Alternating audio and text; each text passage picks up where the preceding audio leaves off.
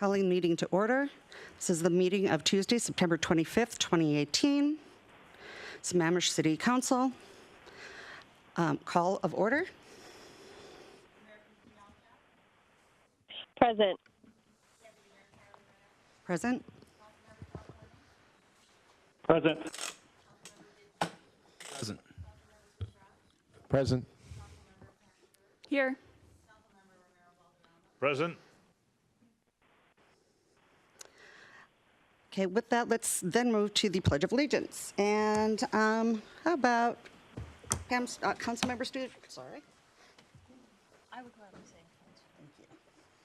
I pledge allegiance to the flag of the United States of America and to the republic for which it stands, one nation, under God, indivisible, with liberty and justice for all. Thank you. Next, we have the approval of the agenda. You're looking for a motion? Do I have a so motion? moved. Second. I have a motion and a second. Do I hear any discussion? Okay. Motion is second. All those in favor, say aye. Aye. Aye. All those. Aye. Any nays? It's unanimous. Next on the agenda, we will go to executive session over potential litigation pursuant to RCW 42.30.110.1.I. For 30 minutes, 20 minutes? Let's say 15 minutes.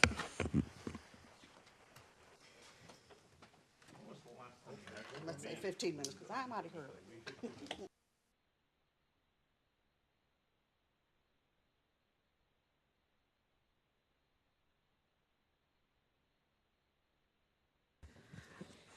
Okay, calling us back from executive session.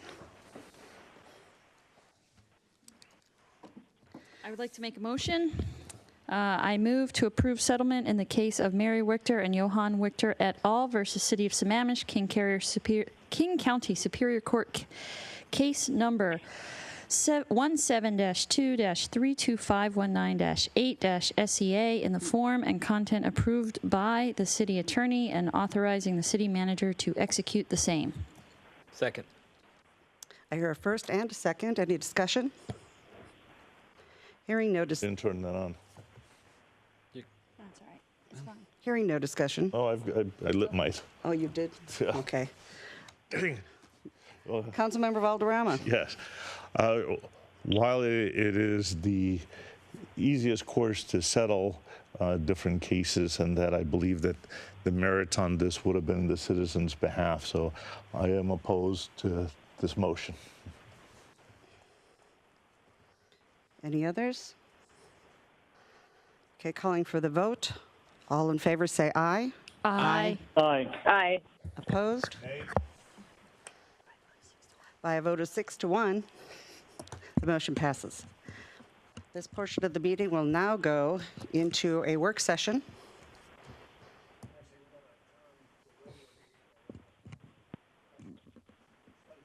Oh, okay. We'll adjourn the study or the. I move we adjourn. Oh, second. Got it. All adjourned. And now we're going into work session. Goodbye.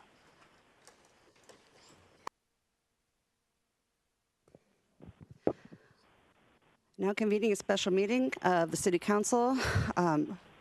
Today's date, September 25th. Madam Deputy Mayor, Madam Mayor, and members of the council, it's our pleasure this evening to give you your first look at this year's, actually the biennium budget. I will tell you that putting this budget together for the staff was a bit of an awkward process. You've been through 3 city managers in this process, and the only constant that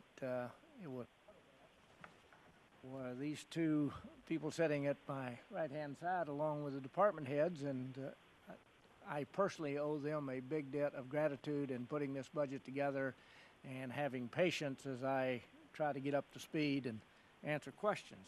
But I did want to give you a few thoughts before I turn it over to Aaron, let him present this these slides to you we're going to go through. What I would ask you to do as you look at the budget is look at it more than just a set of numbers, but look at it as an action plan that talks a lot about service levels for the city. I had sent out to you earlier this week, or I think it was last week, a memo kind of updating some of the work I've been working on and giving you some thoughts as I look at the city. I think you do, when you begin to look at Sammamish, I think we still have a good amount of community building to do, and you definitely have some organizational development that needs to take place if we're going to meet the future in a way that we need to. Last thing that you want to do is fall behind, and I would say right now you're a little bit behind, but catching up is too hard, and it's too costly if you get too far behind in doing that. I think this budget does begin to take that step forward. It provides a continuation of city services as you know them, and gives you the capital investment that is requested by the City Council, and I think it does provide some improvements to some of that organizational development that will help you address some of the community building that needs to be done. And this budget gives you the ability to do that, because with everything that's in the budget that we've talked about investment, at the end of that, you still have a strong ending fund balance in the general fund of $8.3 million. And that allows you to have a strategic reserve of $4.4 million. And on top of that, if you look through this budget, you also have some additional contingency in there as well. So financially, the city is in pretty good shape. I will also indicate to you, though nothing is recommended in this budget in that regard, there's a number of revenue sources that you are not touching. And at some point, at least with some of those, you might want to think strategically about what your needs are, and what it's going to cost to finance those, and do you look at these, and if so, how and when would you begin to bring those into the budget, if at all?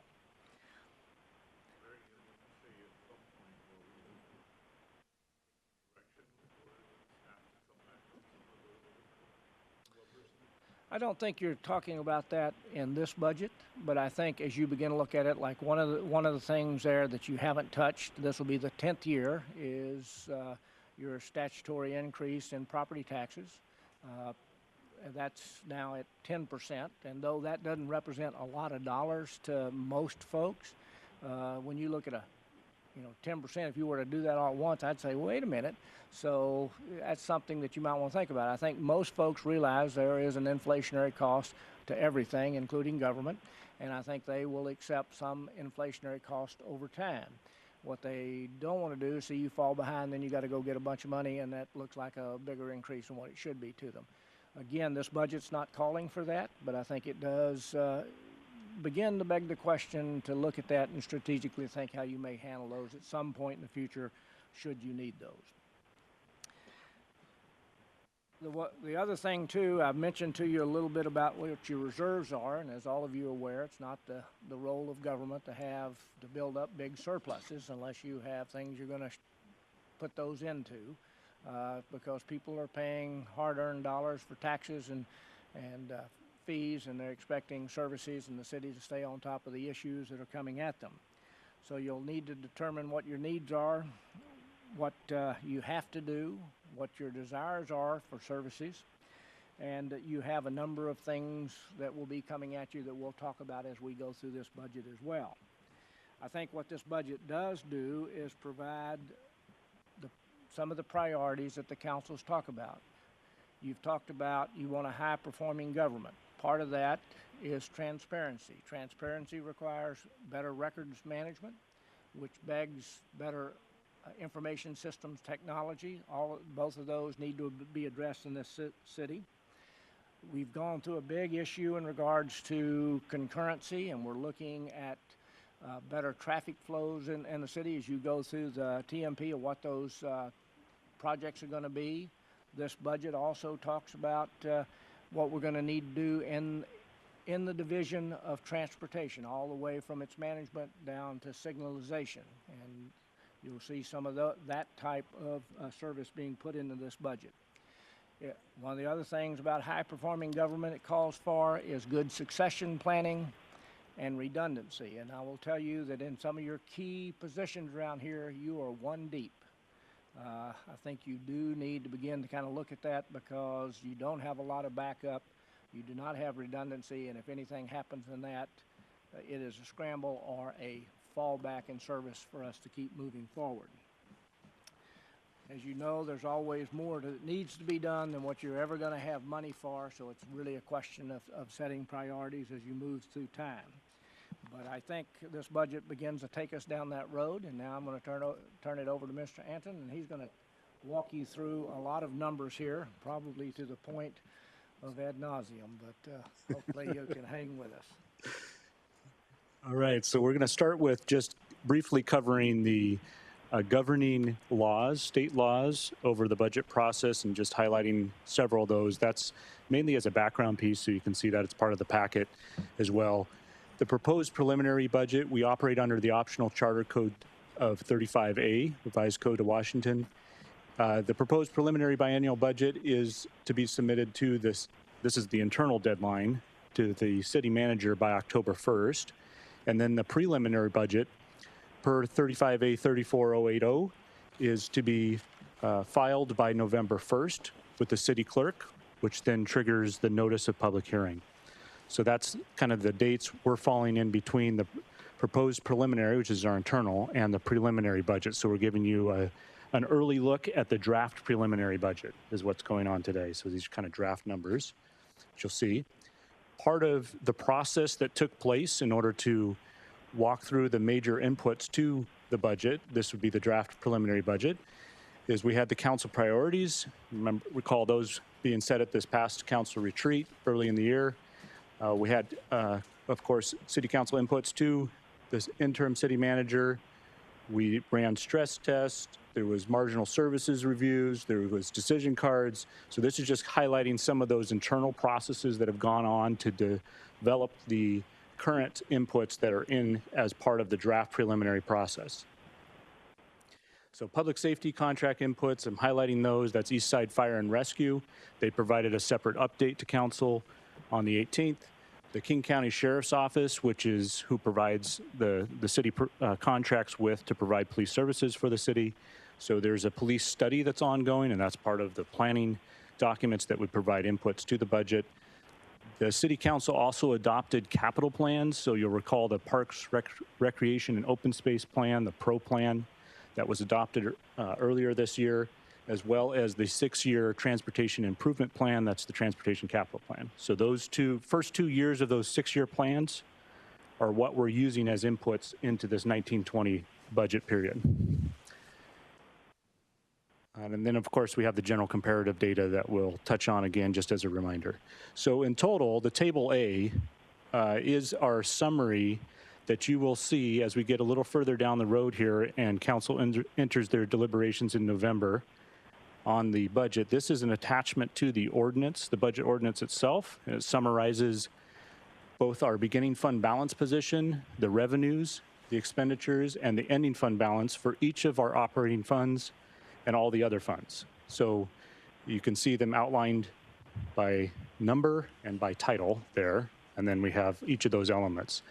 This is a little bit more than what's required by state law, but we include this as part of our budget ordinance. So it includes more than just the appropriations and ad valorem taxes, which are requirements of state law.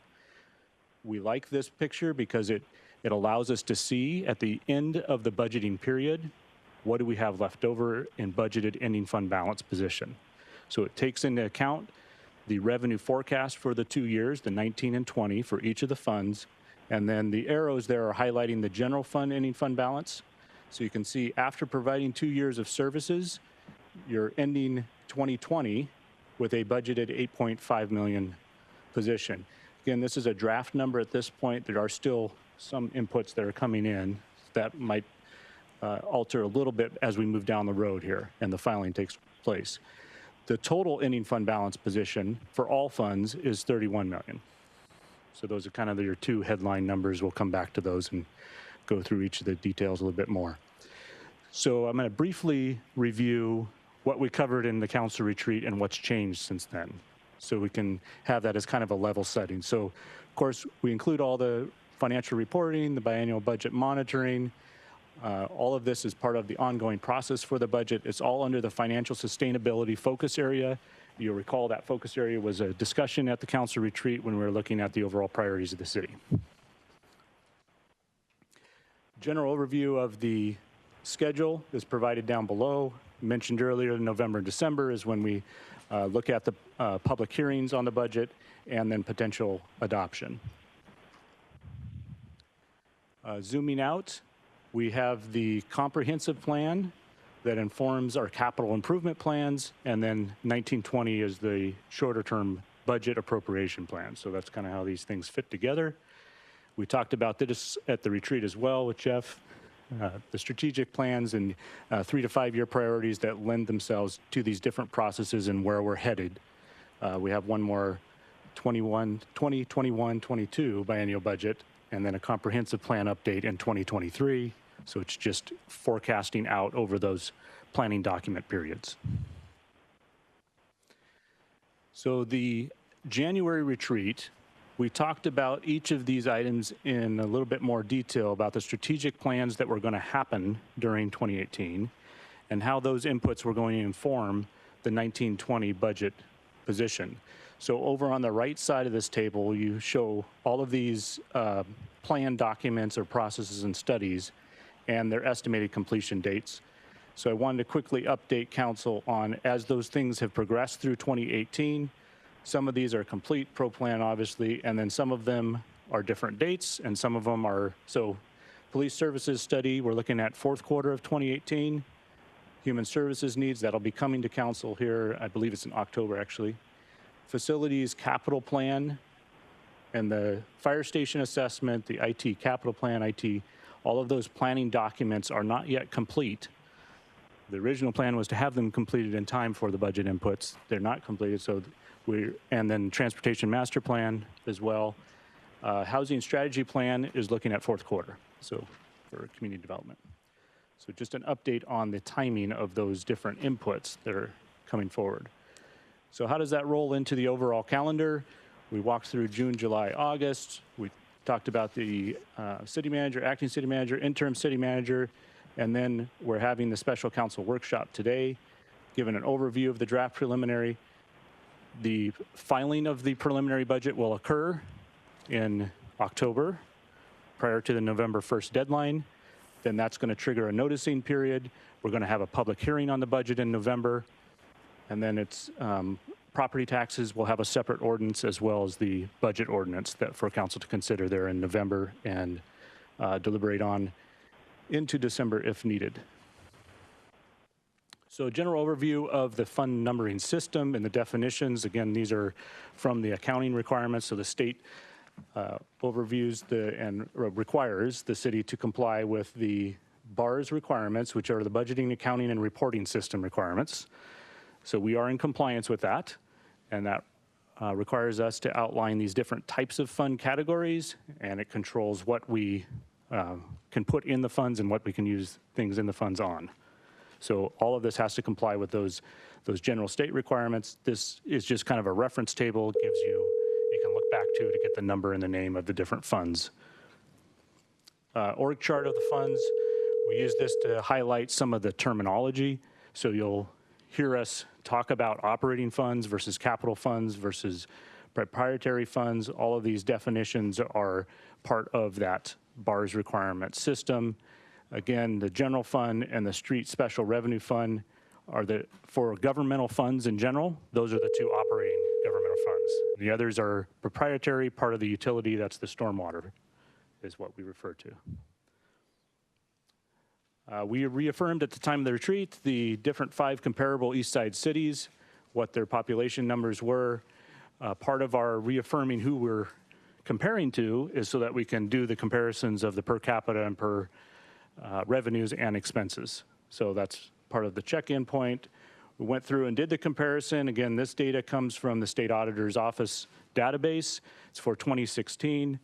The results of the data are audited by the state auditor, so there's some reliance of that data. It's audited. So you're using good data for that. We pulled out each of the pieces. This is the revenue per capita picture. My notes on the utility tax and B&O taxes, obviously all of our comparable cities have utility tax legislation and B&O tax legislation in place. So they're all operating with those tax sources. Sammamish does not, has not, still does not. It's not planned for in 1920 at this point. So this is just a snapshot look at 2016, but it also is, yeah, do you have a question? Sure, go ahead. Back and forth, or was that all right? Sure. Just curious as to what the, am I on? What is the, that gray bar there, the utility and the B&O, is that, those are separate taxes. So what is the, I'm curious why you didn't break them out, and I'm curious what that amount is for each city, or percentage of their total income for the city, for each of those cities. And then what would that be for ours, for Sammamish, if we put in a utility tax, for example, that would be comparable to, say, Mercer Island? I'm just looking at the smallest one. What's Mercer Island's utility tax revenue, and what would that do to us? Yeah, so excellent question. So you'll see coming around to you is a handout, the 2016 taxes, and this is in the database of the State Auditor's Office, and it breaks down the business and occupation tax and the utility tax for each of the jurisdictions, as well as gambling tax falls in that overarching B&O tax legislation. So that's why BARS codes it to that line item. Again, Sammamish doesn't have any of these. So this is just a look at your comparable cities and kind of the relative what's on the B&O tax side versus what's on the utility tax side, and these are receipts for them in 2016. So that gives you a general comparison. Property taxes, I have that highlighted. It was already referenced earlier. The statutory 1% on our growth in our regular property tax levy is an allowable amount every year, and we haven't taken that for 10 years. So when we're looking at the property taxes, there's also capacity within property taxes that's untapped as of this point in time. So that's another note on that particular type of tax. Expenditures per capita, same type of thing where we go through the analysis of each of our comparable cities, and you'll note our $578 per capita. Next closest would be Kirkland there, a little less than double us. And then it breaks it down by different departments. So I have a question I've asked for a number of years, a couple of years. So on your earlier slide, and taking into effect here, we have that as far as property tax or revenue per capita is low, but the Seattle Times has run articles comparing the different cities, and Seattle and King County is the one that has the highest per capita property tax paid. In past years, they've tried to always tell me, well, that's because of our school districts, but Redmond's in our school district, Kirkland's in our school district, in the south, Issaquah's in our school district. So it's not the school district tax. What's causing our property tax per capita to be higher than the other cities? And then our revenue being so much lower, there seems to be a disjoint between those two. Yeah, property tax legislation is quite complex and can confuse from, so school tax numbers are not in this. This would just be the local levy for each of the corresponding cities, and it's the revenue dollars taken in. So assessed valuation comes into play as well for the different ones.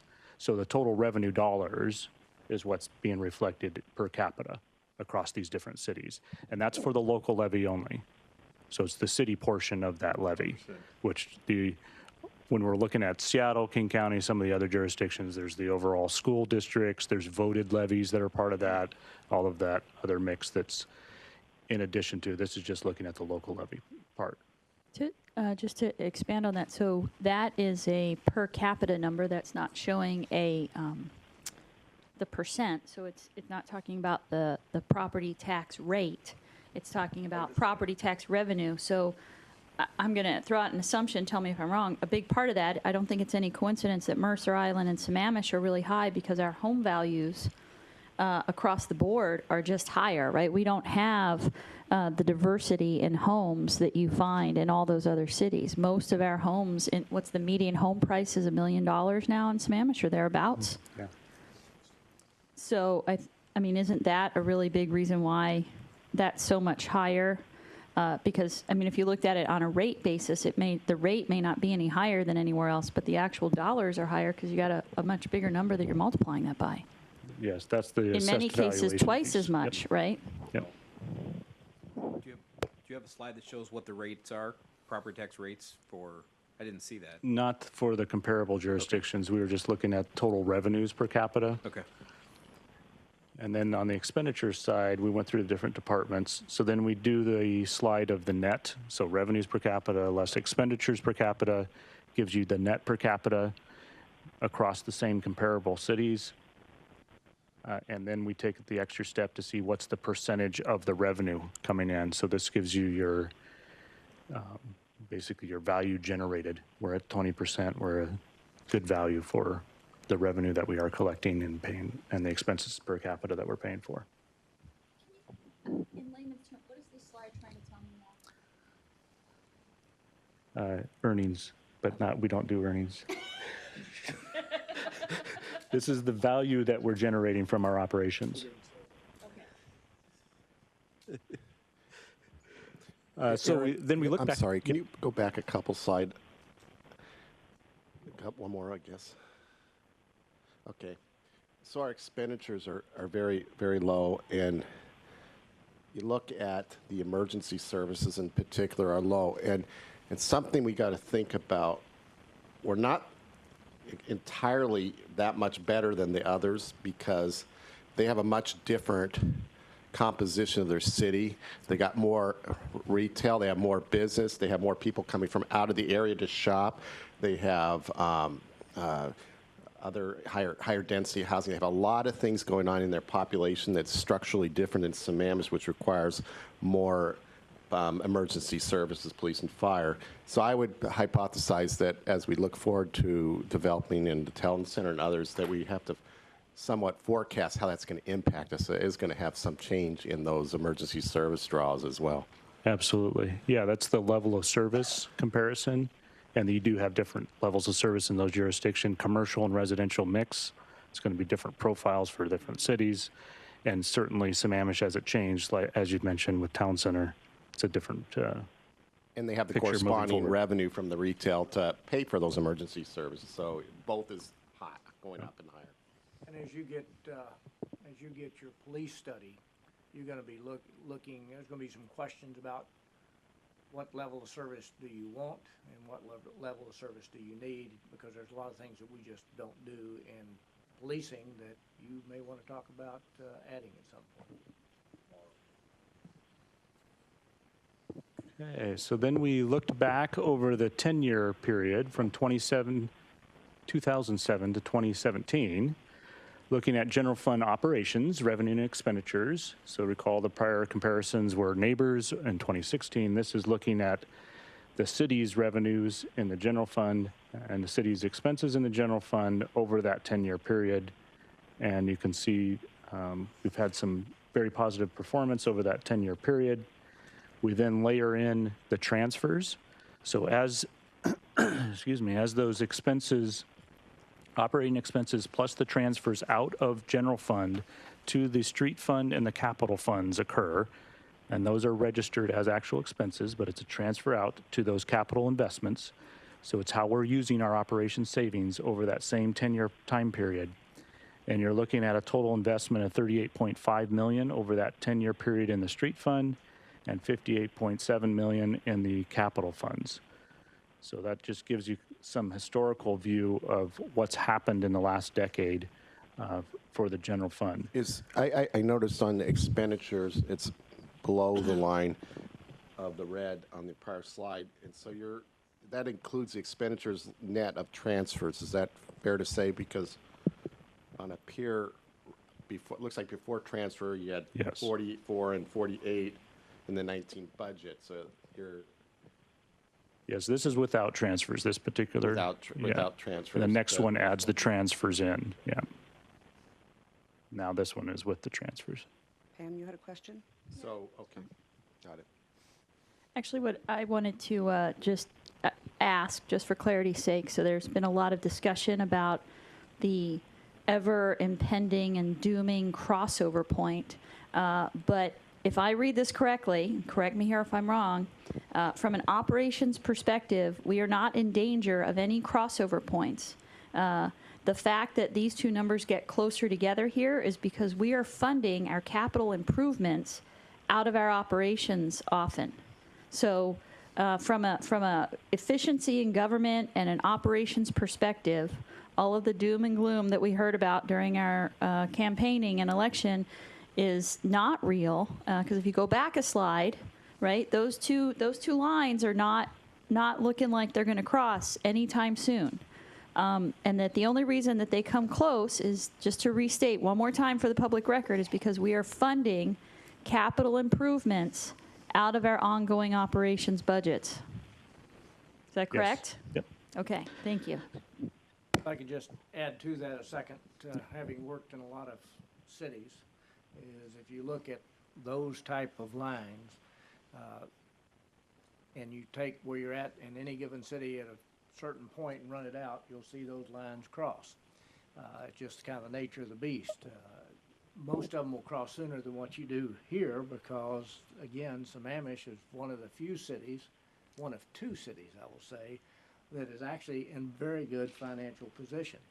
What keeps those lines apart is what we call city management, because you do have to make decisions about expenditures and revenues, and as I indicated earlier to you, the thing you have working in your favor, besides the fact that you've been managed well and those lines are separated, is that there's several revenue sources that you're not even accessing at this point. So you have that kind of that ability there. Now, one of the things, and Aaron may mention this as well, but if you decide not to do some of that transfers, then you're going to have to look at what you're going to need to do, and streets in this case, to address those particular issues.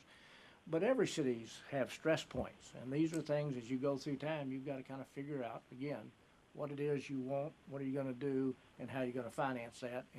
And if it was easy, everybody would be doing it, but it's not. It's a complicated jigsaw puzzle that you just got to keep putting together. And the minute you think you have it figured out, the rules change, and you're back to trying to come up with another scenario. So. I'd like to add that Councilmember Stewart's correct that right now we near term are very healthy from an operating budget standpoint. Putting those transfers aside year over year, on the earlier slide, we're putting away for a year. So that means that in 2021, we're down to a reserve, the reserve balance of 10%. And we got to keep our heads cool on this because the elephant in the room is our infrastructure. And 4 to 8 a year is not a lot of funding. We went through the TIP and we saw the reserve get burned down by year 6. So, also, the other reason, I don't want to be gloom and doom, but let's be responsible. We haven't considered the TMP, Transportation Management Plan, impacts in this budget from a capital standpoint in particular. We still have the facilities and IT 6-year capital plans also to address. We have the town center infrastructure. I talked about emergency services. We have state prevailing wage increase for landscaping. Also, other considerations not mentioned is there's a comp study we've been working on. We got to look at that very seriously. We want to retain our employees in this city, be competitive, and be fair. And finally, we have a fire station assessment, and there's some real requirements that are solid requirements, such as multi-gender housing, the ability to house both genders in the fire station. We aren't equipped in all the stations to do so. So those are going to be some serious investment considerations. So we got to be very, very careful. And then finally, I should add, we always have to ask ourselves, are we providing the right level of service, and is there opportunities to reduce before we reduce taxes? So someone comes to me and says, I want to implement this tax, this tax, this tax, this tax. If we haven't done our homework and asked that question, are we doing stuff that we shouldn't be doing? We got to be a core city providing outstanding services, what we are set up to do. And that's the questions we need to ask. So I think in a nutshell, let's be careful. Let's not lose sight of the major investments ahead, because we're transitioning from a high growth from annexation rural community to an urban and more urban city that has different needs, that's been fully developed in impact fees. Now a lot of the infrastructure coming out of our pocket going forward. Okay, we're going to go in order. We've got Councilmember Valderrama coming back to. He'll get his first turn. Okay, yeah, let's go to you first. So Councilmember Ritchie, then Councilmember Stewart. Okay. Well, thank you, Chris, for that. I would also add that one of the major items that was not mentioned is the boogeyman in the room is stormwater infrastructure that we have not invested. Those plans are coming in. I agree that operationally we would be fine without the transfers that we have seen. And as Chris had mentioned earlier, we are cutting down $4 million a clip from our general fund, as that chart was showing. And so we don't have that much time to be able to address that. Even the tip that we've talked about there have been numbers from 20 to 30 million just for the quick fixes that have to be coming up. Additionally, as we start to look at how we're going to address this boogeyman has been coming up year after year as a budget priority. And it's interesting, I pulled out the 15-16, but if you look at the 13-14 or the 16-17, it's the same time. Every year we were presented by linemen and staff, and then the key observations were always the same, and it was highlighted for the council. And for the new council, I will bring this up. It talks about Sammamish successfully navigated the Great Recession. Outlook is strong. 2, sufficient resources exist to pay for current services provided. 3, long-term structural imbalances continue to exist between operating expenditures and resources, meaning what we're just discussing right here. At that point in the 15-16, anticipated crossover to occur in 2019. Obviously, with more funds coming in, delaying projects, we've put it in.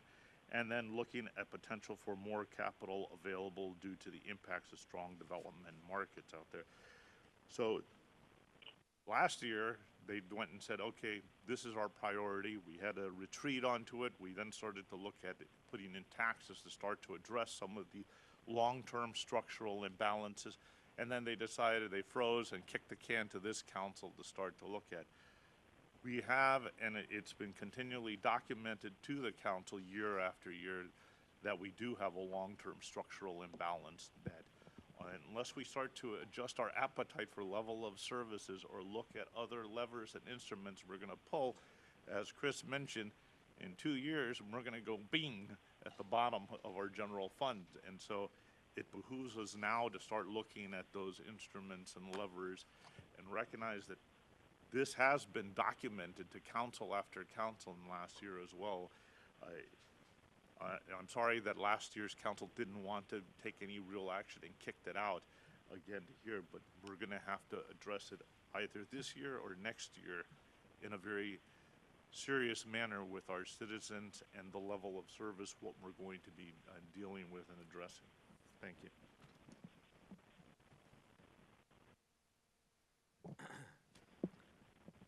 I think the reason we have a structural imbalance right now or going forward is because we have not kept up with inflation. We have not done our job of increasing our revenue where we can, not because we should, but because it's prudent economically and fiscally to look farther down the road than the next election. And I think what we're looking at right now, as I see this, is granted, things should have been done in the past. What can we do right now? And if the question is, should we look for places to cut first, or should we look for where we can increase revenue? I would argue the latter. I think that we have spent a strong amount of time in the past 10 years kicking the can down the road. We have given our citizens, myself included, a tax cut. We haven't been keeping up with inflation. Services are stressed. With the transfers in place, I think it's appropriate for us to start increasing our revenue first before we ask staff to try to, blood from a stone. We are at a point now where we are not able to keep up with the salary bands, are not competitive with our local cities and our local private businesses. I think it's incredibly important that we make sure that the standards that we've set in the city of Sammamish. Sammamish is not, this is a very high-end city with a lot of high-end expectations.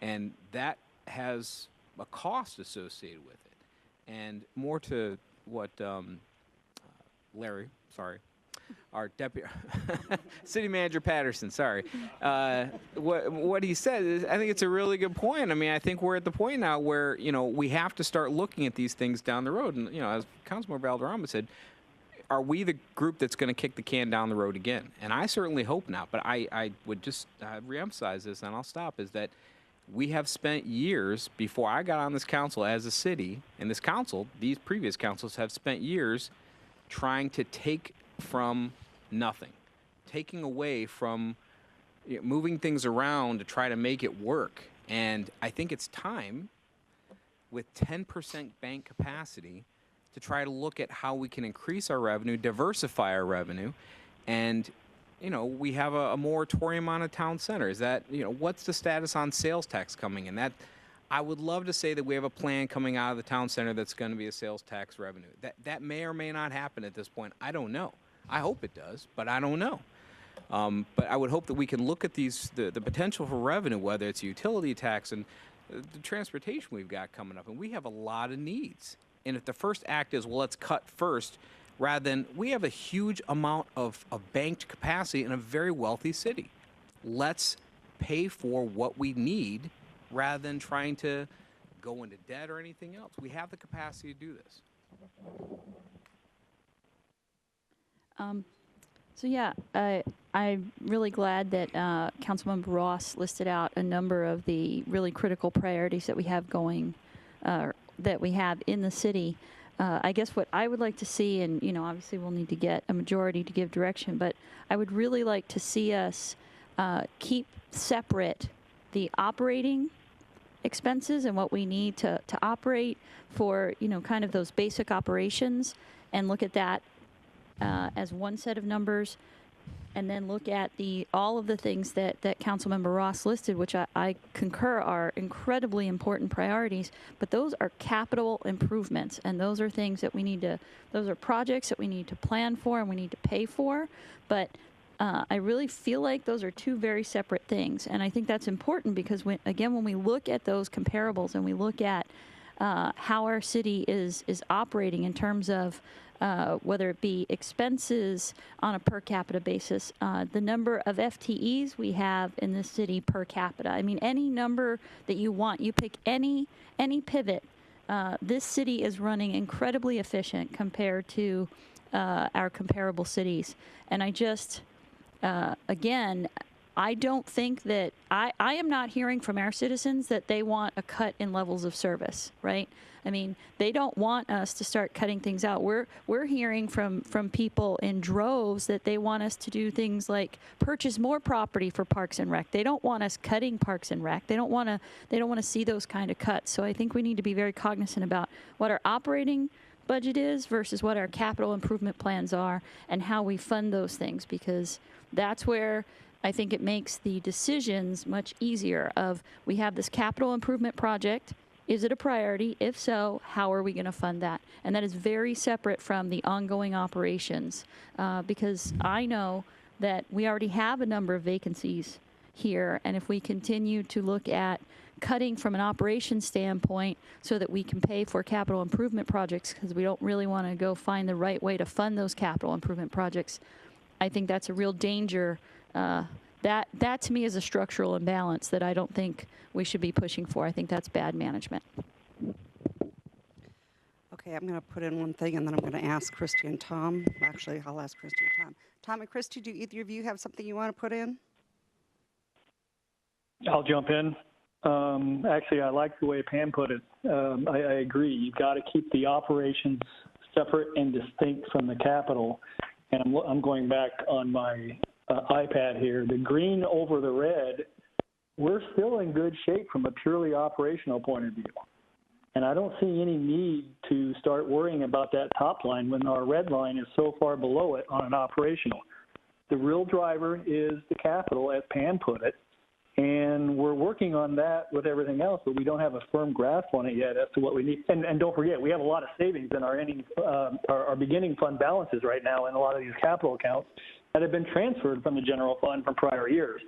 So I'm not sure I see the need yet, although I will concur that, and I think, Larry, you said it, we've got to make sure we have the people on board to provide the services that we need to provide for our citizens.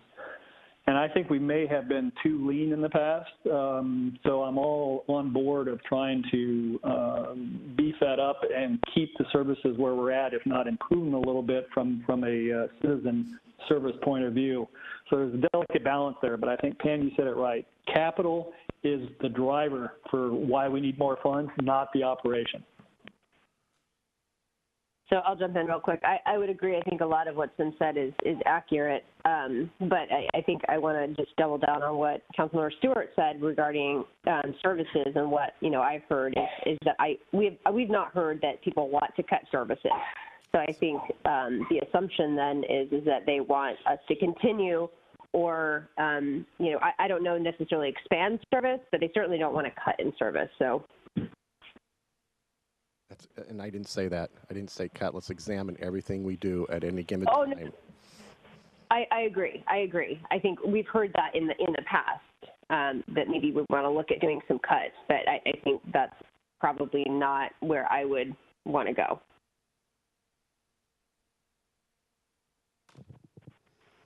Okay, and then I'm going to make one comment, and then we're going to go back around. Okay, so I just wanted to make 3 comments here. One of them is, one of the things that we have to keep in mind is that we are in the midst of doing the salary analysis study, and that's going to come back, and I'd be willing to bet it's going to come back, and we're going to show some of the spots we have are up here to where the study comes in, and some of them are coming way down here, and they're going to have to be fixed. So that's going to have to be looked at and adjusted, and we're going to have to get that into the budget. And the other thing is people, when we look at it, they say we run, people say we go, employee-wise, we run a lean city. Well, we're also a contract city, so I'd expect to see that we run a lean employees city. So I'd expect to see that. I do think, though, that when it comes to the services, there's never going to be ever a year that people are not going to come back and want to have more services. I don't care what year it is. I don't care what you've offered them. They're always going to want more services. That is just the nature of the beast. And so I think you can just always plan on that that's just the way it is. Yeah. Okay, so now we're going to go back, and I don't remember who was in what order, so I'm going to go Councilmember Ross, then Councilmember Valderrama. Number one, I agree that we keep the capital versus operating analysis. But when I talked about these additional pressures, I listed them for 2 reasons. I said it's a mixed bag of capital and non-capital. Police services, fire needs are non-capital. Prevailing wage for landscaping is non-capital. Comp studies, non-capital. So there's a lot of non-capital elements. And we got the human resources assessment and other different initiatives that we're working on. And my point is, let's be careful. When organizations get into trouble, the biggest time they get in trouble is when things are good. They get, oh, we can do more, we can do this, we can do this. That's when government grows, that's when the organization grows to an unsustainable size. And they take on services they may not necessarily be performing through the government. And then they're on the hook to perform this service. They rip it from the private sector or not-for-profits, and then we take on a new burden to our citizens from a taxation perspective. My point that I keep making, let's do the service that our citizens need and desire. That's part of what government traditionally provides, and let's make this a great city, and let's not get cheap on it, let's get smart on it.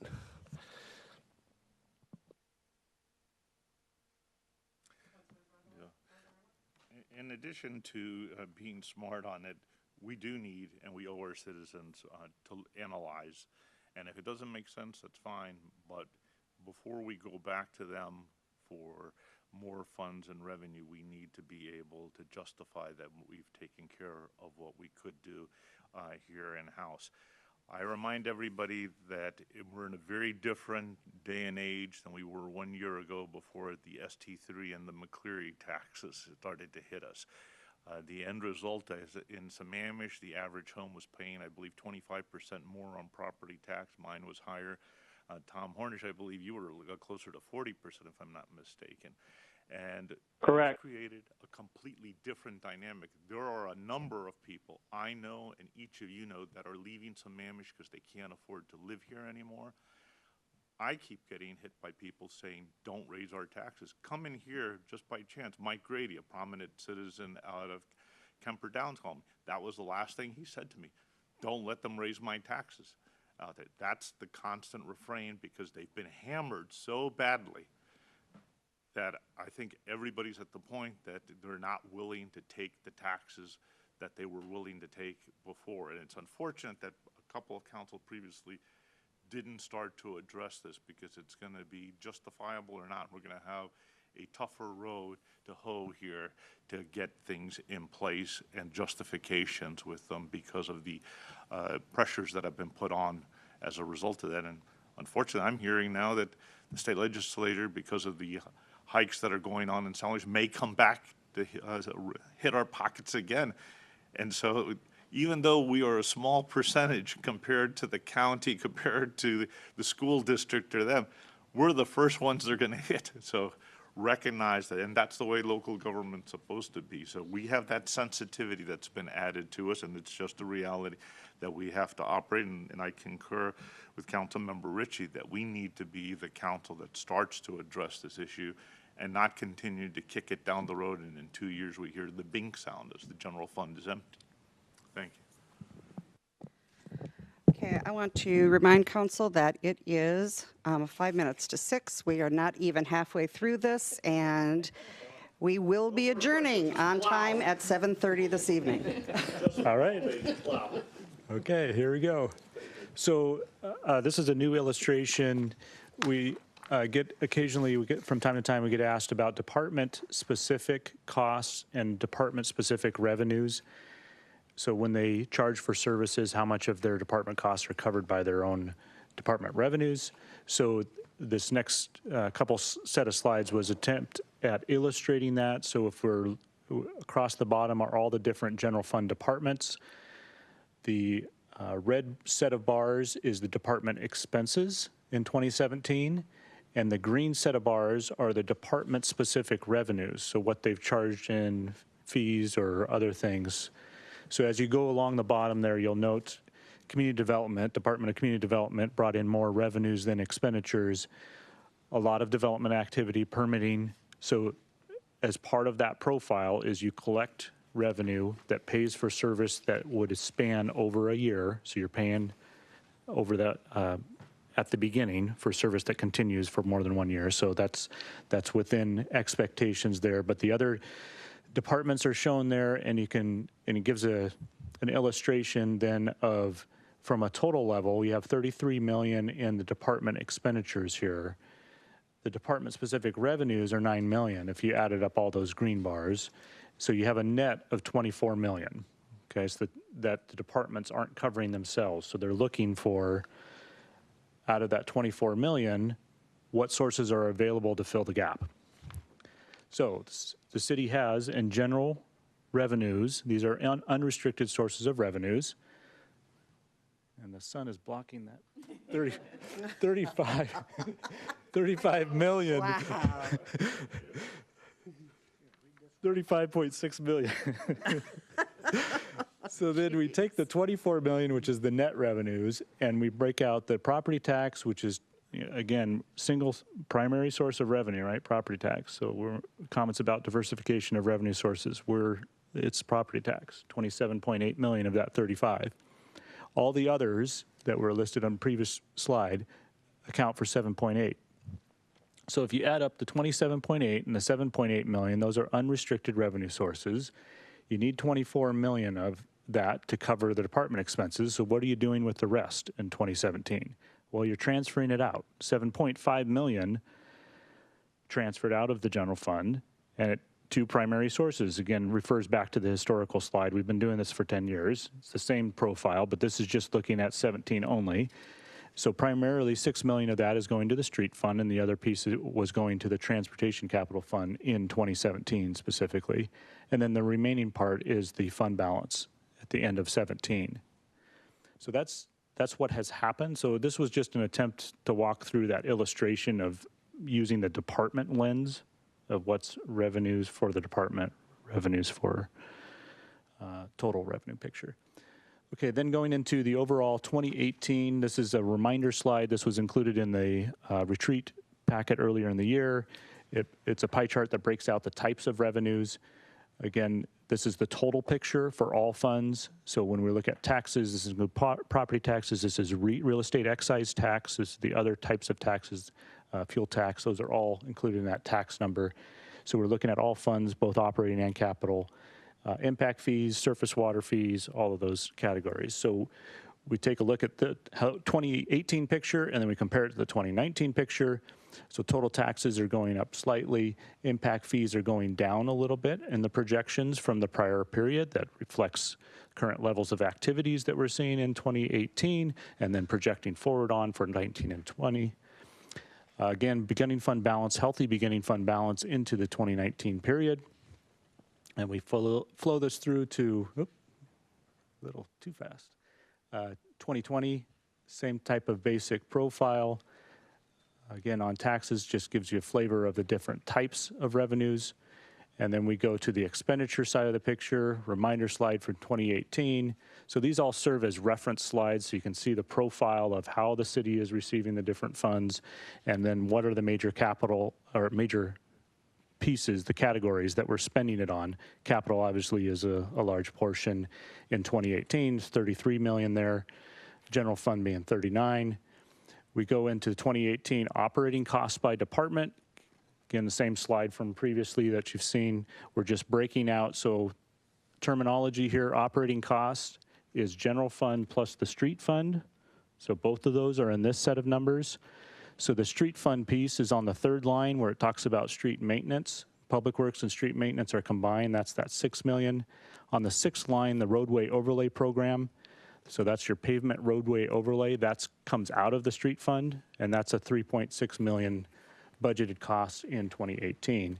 Again, these costs are without transfers, contingencies, and do not talk about the revenue offset of the departments. So that's why we had that other illustration to talk about the department revenues that help offset these costs. Okay, looking in then at the 19, and we're going to go through the same illustration piece. So we have the general fund at 39 million, capital projects are 38 million, so a little bit higher than the 2018 profile. Go into 2020, capital projects are a lower portion, 24 million, so there's an ebb and flow of when you do the capital projects and what's planned. Again, that's consistent with the pro plan in the first 2 years of the TIP. It's your capital. General fund, 39 million. So we look at bringing it all together, 2018, 19, and 20, operating costs by department. Again, this is general fund and streets. So your totals for 2018 were 47 million without transfers or contingencies. In 2019, you're looking at 48 million, so a 1 million uptick. If you go to line 3, you see the street fund had 6 million going to 7.4. So there's some capital equipment costs one time occurring in 2019. Those then go down in 2020, and you're back to 47 million. So across the operating picture from 2018 to 2020, you're still at 47 million. So no automatic inflationary increases. That's the other piece of that picture. So if we compare just overall results to the 2018 adopted budget, the 2019 general fund ending fund balance was already previously mentioned. It's over 8 million. The revenue forecast, just looking at that alone from 2018 to 19, was up 1.4 million. So we are continuing to grow the revenues from that period. Budgeted expenses are actually down 300,000 if you just compare budget of 2018 to budget of 2019 in the general fund.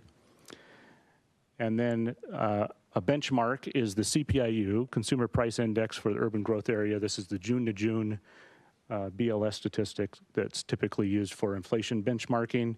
It came in at 3.3% year over year. If we applied the 3.3% on the 2018 adopted budget, that would be 1.6 million increase. Obviously, we didn't experience that, but that's what an inflationary increase would have been on expenses only. And another result is our reserve target. So we have a reserve target that was mentioned previously, the 10% reserve, which is by policy based off of the revenues for your last year, so your 2020 revenues. So 4.4 million is 10% of your 44 million in 2020. So here's the numbers just reflecting the general fund and then all city funds for both the 2018 adopted, the draft 19 and the draft 20. And it just gives you in a table format. So again, the 8.5 million at the end of 2020 is what these draft preliminary budget results are reflecting. And then for all funds, ending fund balance 31 million. Quick question. I wanted to poke a little bit. The reason the ending balance is the budgeted versus what actually happened to come up with your new forecast of beginning balance in 19, is that primarily because we delayed some major projects that were planned for 18? So that would be a general fund only. So if we're looking at general fund. This is general fund, right, okay. The general fund line. All funds I'm looking at.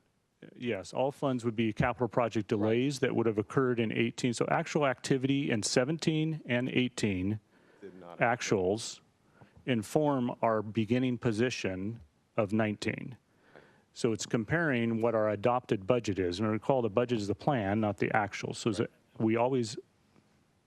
our performance is always better than plan. Right. And so that's reflected as we update our beginning fund balance position in 19. That's the 2018 estimate plus the 2017 Right. actuals. And it wasn't all performances, mostly a delay of projects planned. Is that fair to say? Because your beginning balance is much larger than anticipated. You would have spent it already in 18 in the budget, in the previous budget. So something happened when you change your forecast from the ending of 18 to the beginning of 19. Some factor changed, and it looks like we didn't spend on a project or projects as anticipated as I look at the all funds. Is that a fair statement? Yes, so there's a couple things going on. So general fund, that's true on the all funds view. Okay, so the general fund, when we're going from a $10 million ending fund balance in 2018 and our updated estimate of 16.8, that is performance. Right, so we okay. Councilmember Ross, why would you assume that those savings aren't performance-based? I mean, just curious. Well, no, but I mean, there's a $6.5 million performance-based improvement. So I'm sorry. We keep going to the general fund line, and I'm not talking about the general fund line. I'm saying there's a $55 million I was confused difference. There. Yeah. But all funds includes the general fund, correct? I understand, and it's got 6 of it is part of it. I get it. Okay. All right. But 50 million is change, and I can't imagine performance, which I know it isn't. And the question is, because it's probably capital related on fine. capital component of the fund, we probably didn't do what we expected to do to drive it down to a low ending balance. Yes. I just don't want the public record to reflect that none of the savings is performance-based, because it sounds like 10% of it is. And so I just want to make sure that staff gets credit for their good performance there. Well, yeah, when you start peeling back, you got to do a variance analysis, probably unfilled positions and aspects like that for the operating fund. So we haven't done that analysis. There's also, it's unspent contingency and some other things that are in there, and performance to budget, which is positive on all counts. Okay, so that's the table picture of 18. Actually, Aaron, you just mentioned something that really triggered the unspent contingency is about $3 million, is it not? Right. So of that 5.5, Chris, half of it is the unspent contingency. Yeah. So it was allowed to be spent, but it wasn't spent. So that's positive performance. So it's operating underneath the plan. That's one way of looking at it.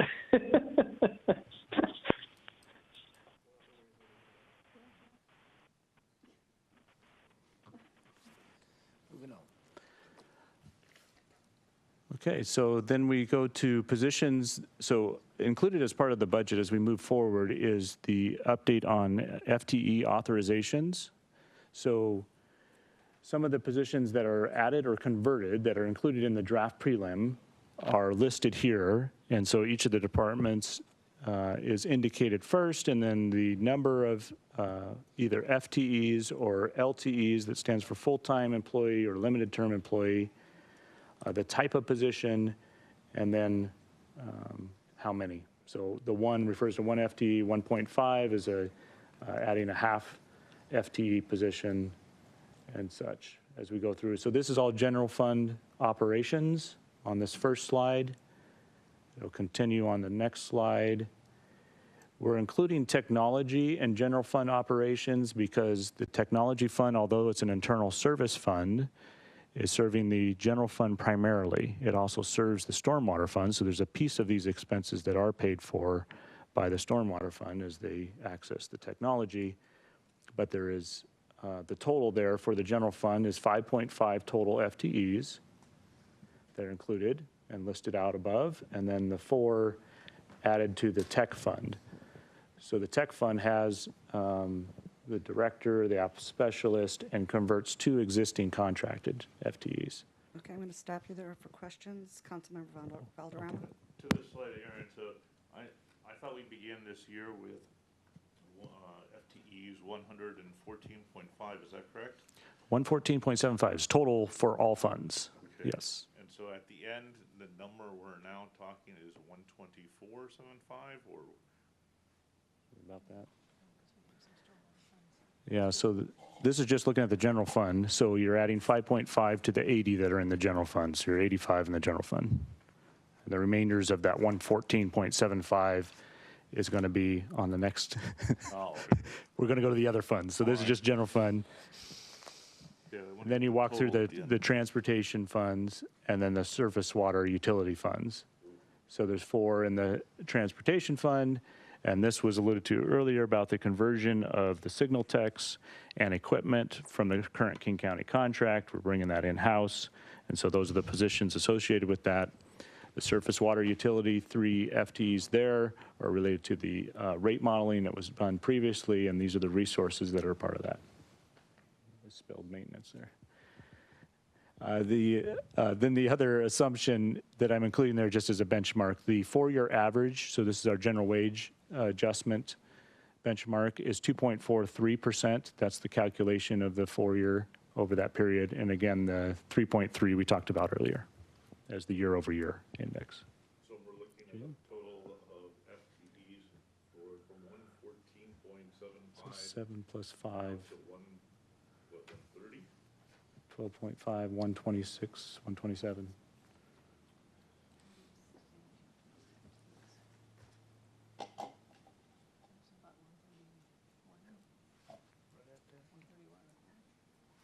$131? 131 from 114.75. Aaron, I have a question. Are the, the assumed 2.43 and the 3.3 annual CPI, are these what is coming out of the wage study? No, the 2.43 is just averaging that index over a 4-year period. So that's the kind of, it's 4-year, yeah.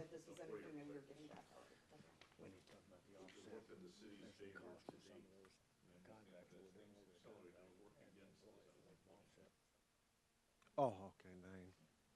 So adding 8 to, you're adding 8 to non-general fund. Is that what you're?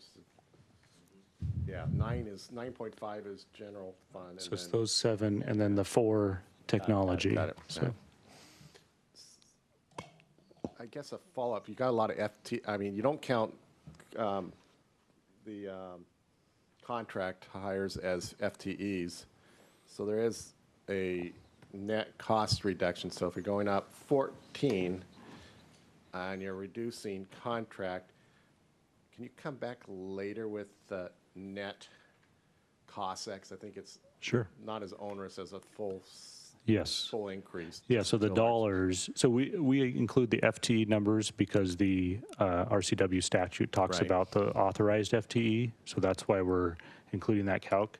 But yes, there's dollars associated that would be contract dollars that are savings, that are already part of the budget plan Yeah. that came out in order to add these, you're converting to in-house staff versus doing it via contract. Right. So instead of paying the 200 per hour, you're bringing it in-house and you're paying the labor rate of a full-time city employee. And as I alluded to earlier, you have to look at what these folks will be doing. If you just take the transportation side of things, remember we just passed the concurrency, we're adding volume to capacity to that. Trying to make sure that we have appropriate concurrency, you have to be evaluating that. Because King County has not been able to keep up with signals, we're adding a signal crew to do that, which involves also, which is in the budget, a budget or a bucket truck and a conversion of one of our trucks, so we have a little redundancy there. For all the signals in town, that's a pretty slim crew that you're going to have operational, but there's no other way to do it because it's got to be done as we move to what you've committed us to move down to. Okay. And can you answer for me at the addition of these, the traffic engineer, the addition of these positions? Are these currently what is available? Is this what we're advertising for? Is this what is needed? Is this what is being asked for? Those are three different things. This is the ask. On the IT, one of our future considerations is the facilities and IT 6-year plan. And there's a balance of people and technology when you determine your resources. Do you think it's prudent that we defer the IT hires until we finish the IT 6-year capital plan? And if necessary, update it in the future mid-by? Yeah, as I'd indicated earlier, a crucial position I think here is the IT director's position. I think it's important that you have someone in-house that can kind of guide this process, and also as we work with a consultant to outline that strategic plan, is they can understand the lingo and say, yeah, we need that or we don't need that, and kind of help shape that policy. Then at that point, you know, they may have some different opinions about some of the positions below that, but I think we need that crucial position to begin this. If you had a consultant come in right now and tell me that you needed this, that, and the other, I'd probably say okay, because I wouldn't know what they were talking about. So I think you need that type of expertise to help guide that. So you recommend getting at least a leader in to work through the plan and come up with recommendations. It may change from what we have on the chart. Yes. From what I've seen and talking to the staff, one of the ways, if you want to save money over the long term, in terms of finding efficiencies, would be improving the IT here at the city. We have skimped, I mean, if you want to talk about something we've kicked down the road forever, it seems like, would be our IT. The amount of time and thus money that is spent recovering files that are lost and problems that occur. I think an investment in our IT can actually save the staff time and money over the long term. And I don't think we can move to some of the work we want to do for public records requests and be able to reducing what we spend on producing records for public records if we don't have the IT infrastructure in place. And you can't build out an infrastructure with the couple of people that we have right now. I mean, we have a shoestring at best of an IT department. I think they do a lot for just a couple of people, but we don't actually have an IT department. As a city of 65,000 people, we don't actually have an IT department right now. As you know, in each of your own organizations, is your IT department is kind of the brains of your operation. Without it, we're kind of standing still. And we have a lot of work we need to do with developing our system. Yeah, I think kind of interesting. I totally agree with everything Councilmember Stewart said. So if you're blunting, thinking that I'm saying let's cut IT to death. No, my comments are more about let's get IT set up right with the right mix of people and technology.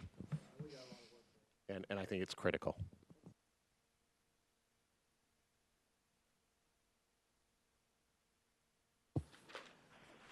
Okay, other things that are included in the draft preliminary biennial budget.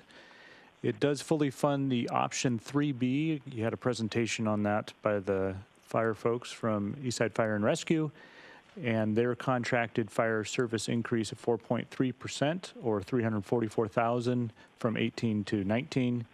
It fully funds the King County Sheriff's Office Police Services interlocal agreement. Again, that's $340,250 in the 2018 and 2019.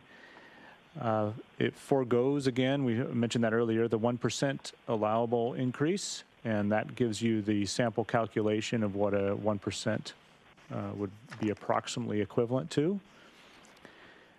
And then doesn't add any other utility, B&O, or transportation benefit district. So that's what's currently included in the set of numbers. It also doesn't use any of the councilmanic debt capacity. It's $15 a house if we took the 1%.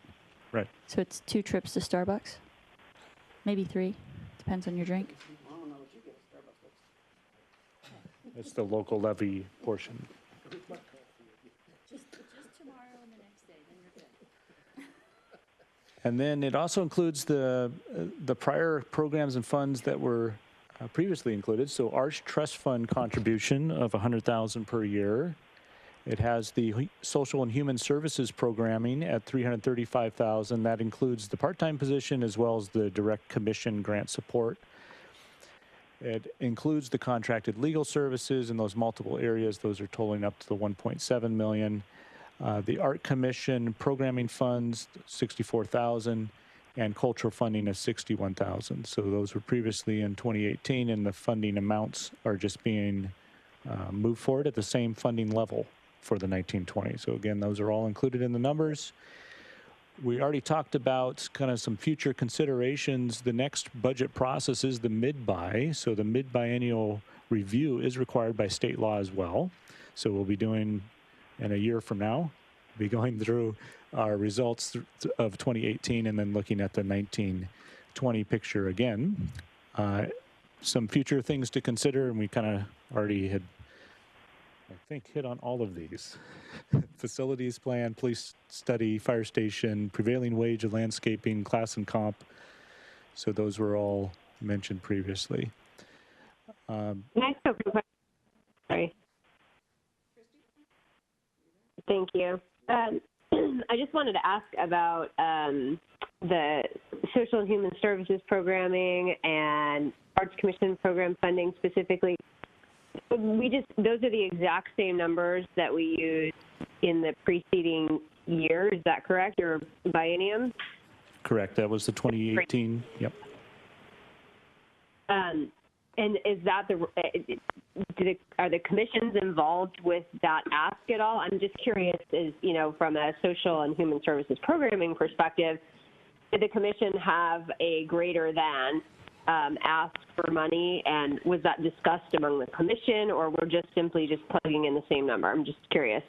So in the draft, we're coming in with the 2018. You're actually, I think in October, the commission is scheduled to meet with the council, coming forward with their recommendations. So I think they have that package for you. So I think they looked at the 240,000 is their 2018 amount, and then they do have a proposal for more as well. I think that's all coming to you in October here. Okay, very good.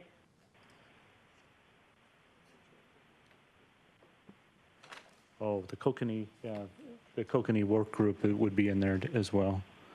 For the culture. 37. All right, they're under the culture. Aaron, did you say the Kokanee are under the culture funding? Excuse me? I'm trying to clarify that, Aaron, did you just say that the Kokanee, and is that the Kokanee working group, is under the culture funding? No, we did put that in the budget though, and that's in there. I think it's a little over 28,000 in 19 and I think 37,000 in 2020. This is the new request that David St. John had come Yeah. to us, proportion versus. Councilmember Valderrama, do you have a question? Yes, so on the previous slide, I believe you had talked about the 1% assumption foregoing. Again, that decision every day is brought forth to the council to look at, and again, we will vote. Is that anticipated to be done in October or November? November is the public hearing. We always do a public hearing on property tax ordinance as well. So public hearing and then any action on the property tax increase. And at that point, well, I would recommend that staff prepare each of the different sources so that we can look at it. We did do that 1 year, a few years ago, so we could say, hey, this is the implications of what it brings, what you're foregoing by not pushing these levers, and so that we can take that into full account at that point in time. I guess it's kind of, I'm sorry, I'm out of order. Councilmember Ross? Okay, thank you.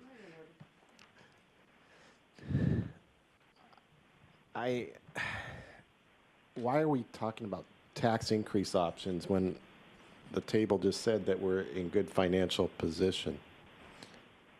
And I think, at least my philosophy is raise tax second, assess your level of service, assess the services needed to fund that level of service. Then you, if you get into trouble, talk about tax increases or reducing or eliminating some services or a combination of both. But just to come flat out to address tax for an academic exercise, I think is not productive in our current state. Okay, we're going to go to Councilmember Valderrama. Then I believe I'm going to see Councilmember Stewart tune her card. No, I concur. I had previously stated that we would look at our level of services that we currently have, and then we would then, in October, to know the date when we would start to look at these instruments and the implications. I'm particularly interested in the property tax. We can't continue to forego the property taxes if we want to keep up with the inflation that's now starting to hit us. Additionally, as we start to look at the transportation inputs we talked about, whether it's a TMP, the tip, or that, are we going to look at bond instruments or that? We know that that's not currently, those are items that are not currently in there, and I think we need to start be looking long-term. But I agree with you 100%. We first look at how are we doing the level of service, the efficiency first, and then we look at what can we do to mitigate, because we can't continue to take $4 million out a year. Councilmember Stewart? He went first. Okay, Councilmember Ritchie. I think we spent the better part of the past 9+ months reviewing where there are places we can, to City Manager Patterson's point, increase our community outreach and make our community more robust in ways that the council can. I think looking at the budgets that we have here, as far as the asks from last year at Arts and Commission at 64.2 and Culture at 61, I would hope that the investments in time and energy that have been made by our committees, that we have spent a significant amount of time building up, asking questions of, and want them to actually come back to us with their community outreach and the things that they're hearing from the community. If those things equate to dollars, I want to hear what those are, and I want to be specific about what those are. And this is not about writing a blank check. This is about what can the city do to help its community become better, and where do dollars fall into that. What I don't want to see happen is that our first look is, let's cut some other needed budget, let's cut some other needed service, when we have so much banked capacity. We have so many other tools in our toolbox that we are not utilizing.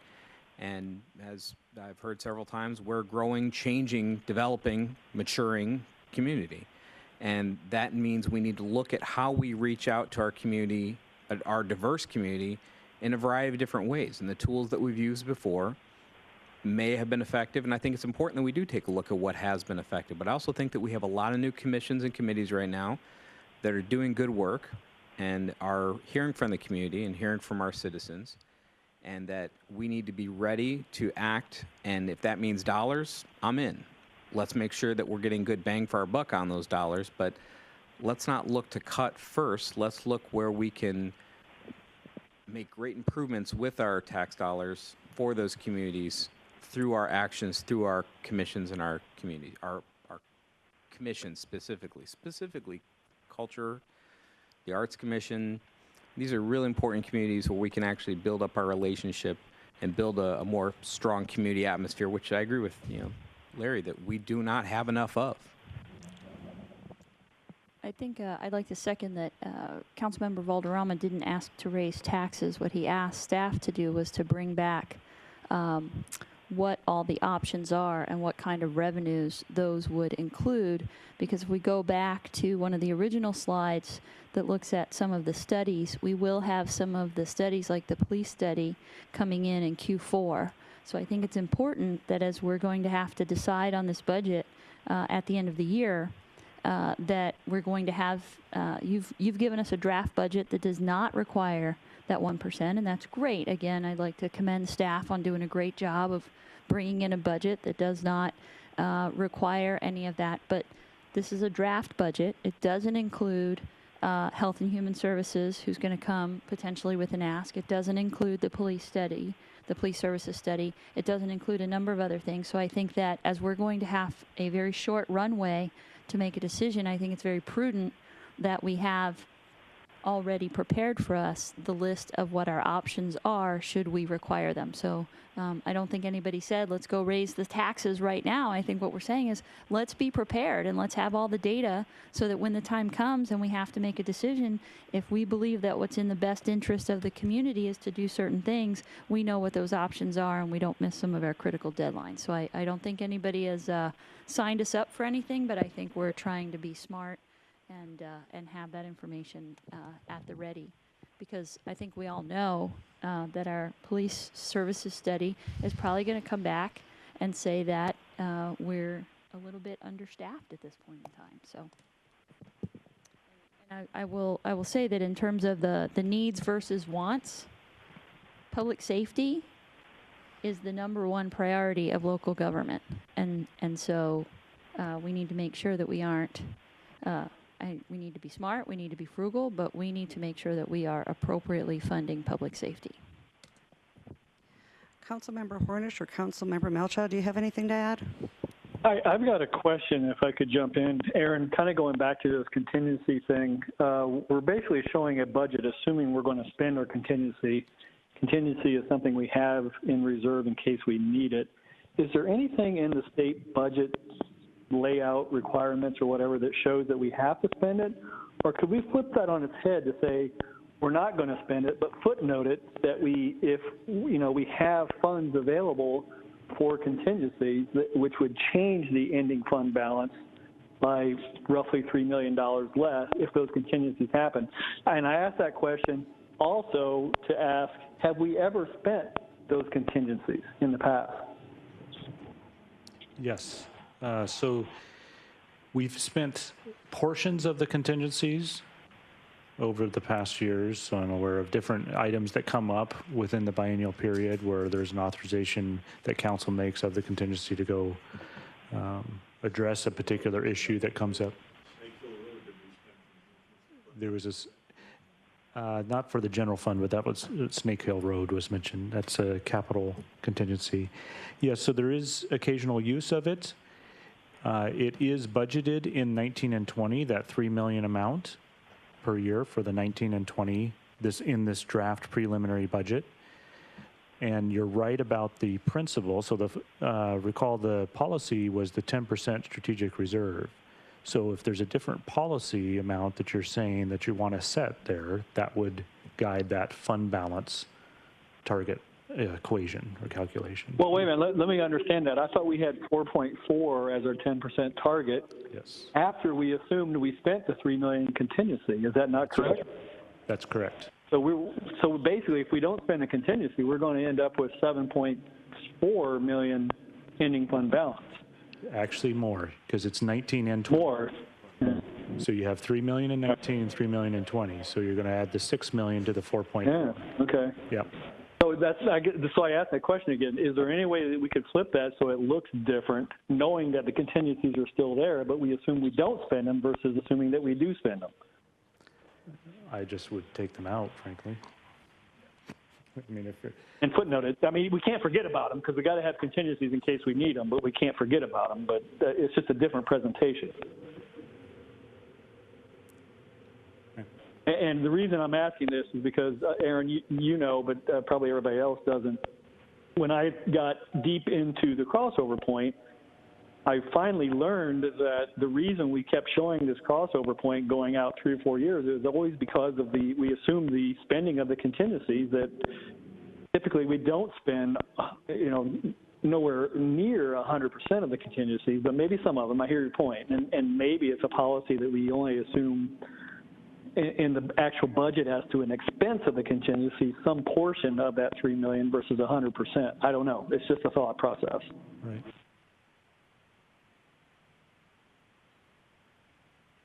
Yeah, it's a philosophy on contingency and how you want to show your fund balance and what you're targeting as your strategic reserve. So it's all part of the Right. policy guidance. The fact that we haven't typically spent 100% of it, I'm just thinking it'd be better to back it out as if it's not expended, but put it in a footnote that, hey, we still might have a contingency of $3 million, so you can't just take this ending fund balance as is if something bad happens.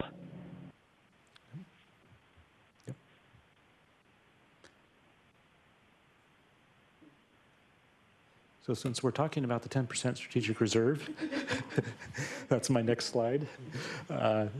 Based on the draft prelim, that's the 10% is the 4.4 million. So one of the questions is that the right level? That's the policy position.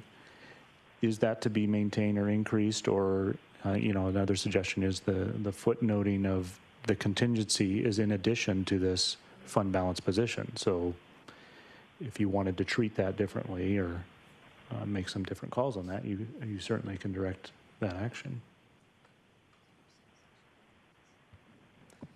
Okay, I'm being reminded that the 10% is an ordinance, so if that's your direction here, we would bring back an ordinance to you to alter that 10% level when we do the budget, but that's, yeah.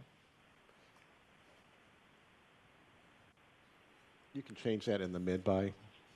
Yes. Okay, I think that might be good to defer it to that time when we have better view of the. Okay, and that's the end of my, yeah. No, this is, so basically the last page is the ability to tabulate. If you have specific direction, we could walk through this. I'm not sure time check wise how we're doing there. All right. We actually Okay, get so- 6:37. We have 53 minutes. So on the left side is that question about the 10% policy, that it's equating the. I'm sorry, we do have a couple of questions. Let me check with Mayor Malchow. Did you have any questions? On this particular slide, I do relative to other direction or proposed revenue. Okay. We haven't gotten into this slide yet. Do you have anything on the previous slides? No. Okay. Good. And then Councilmember Ross, did you have another question? Yeah. The reason I wanted to add some comments is every time I talk, people follow me with comments about cutting. And so my message is not coming through properly. When you do it, I've been doing this for 30 years, budgeting. Every time you have a new statement of work, you ask your leaders, do we need to add this to our budget? Or what is there an offset? Priorities change over time. Something that we thought was a priority 10 years ago may not be a priority today. So it's not about saying cut. It's about examining, rather than doing a zero-based budget, it's examining the composition of all the services and expenditures you have in your organization and take a look at that.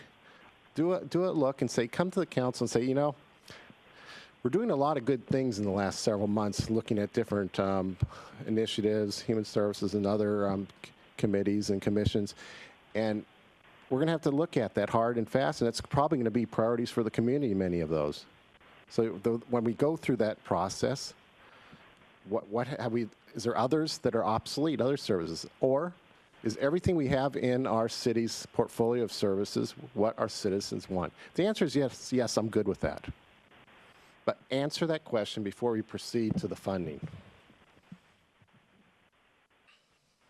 And we don't disagree with that. Let me indicate that, and again, can always do it deeper, but we did go through some of those exercises. We put this budget together this year, and one of the things I think that ties into that, and particularly when you get where you get more of a crunch for your needs, is you might want to look through everything you fund and make some decision on what is the mission of the city and what pieces that you may have in here that doesn't fit that mission that maybe you shouldn't fund. But right now, you're not at that particular juncture, because there is a number of things in the budget that you're funding that you could say that's not traditional city funding, but it is a need. It's things people have asked for, and we have the ability right now to fund some of that. So, Okay, I'm just going to make two comments, and then we'll go round three, and we'll do Councilmember Stewart. I just wanted to kind of latch on to comment that I don't want to have anybody here assume what any other council member is saying or thinking. Let's not assume what anybody else wants to raise taxes. Let's not assume anybody else wants to cut anything. Let's assume not anybody wants to raise taxes. Yet, I get you with your yets. Let's just gather all the information that we know we're going to be asking for, because I know this council and we're going to want it all. And I think we should just gather all the information we want. And I do think that there are probably programs at the front desk that if they went there and said, hey, you know what, nobody uses this anymore, we shouldn't be doing it. There's that sort of stuff that I think you're probably talking about. The second thing is there are three, to me, government is three things. We have to do public service well, we have to do police safety well, and we have to do fire service well. If we can do those three things well, then we move on to the other things. But that's what we're here for, and we have to do those well. And so that's, to me, that's what this budget should look like first. And those are my thoughts before we move on. Now let's go to Councilmember Stewart. To me, it is the city itself. It is what the city itself of the City Hall brings and what the city itself is. So I just have like a list of questions when I went through this. So we kind of touched on this already, where we say that this budget does not account for some of the big capital expenditures that Councilmember Ross already raised. So is the assumption there that those would be things we'd have to adjust for in the midterm, in the mid-biennial adjustment? And then to add on to that, while we don't have the details of that, we can probably make some assumptions in terms of orders of magnitude. Is that something that we should consider as we're looking at the budget and making decisions this year? Because some of those, I know Councilmember Ross, we, from the Finance Committee, we already have a bit of an idea of what like the fire station upgrades are going to look like. That's a pretty large number. So when we are looking at the levers that we have to pull in terms of revenues, are those things we should be looking at potentially doing this year, even if we're not going to spend the money until, say, 2020, because we need time to accumulate that money so that it isn't a sudden and potentially more impactful hit.